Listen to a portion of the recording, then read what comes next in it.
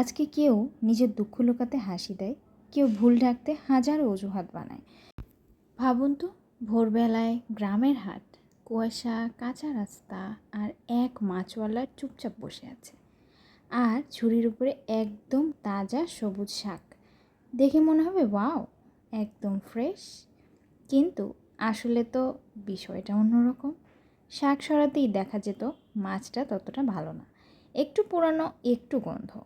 এই ছোট্ট চালাকিটাই ধরা পড়ে মানুষের চোখে, আর তখন থেকেই কথাটা ছড়িয়ে যায়, শাক দিয়ে মাছ ঢাকা। মানে মানুষ যখন জানে আসল জিনিসটা ভালো না, তখন সে উপরে সুন্দর কিছু চাপা দিয়ে সত্যটা লুকাতে চায়। তবে এই প্রবাদটা শুধু বাজারের গল্প না, এটা মানুষের স্বভাবেরও গল্প। আজকে কেউ নিজের দুঃখ লুকাতে হাসি দেয়, কেউ ভুল ঢাকতে হাজারো অজুহাত বানায়। সময় বদলেছে, হাট বদলেছে, কিন্তু মানুষ এখনও প্রতিদিন শাক দিয়ে মাছ ঢাকা খেলাটা খেলেই যাচ্ছে।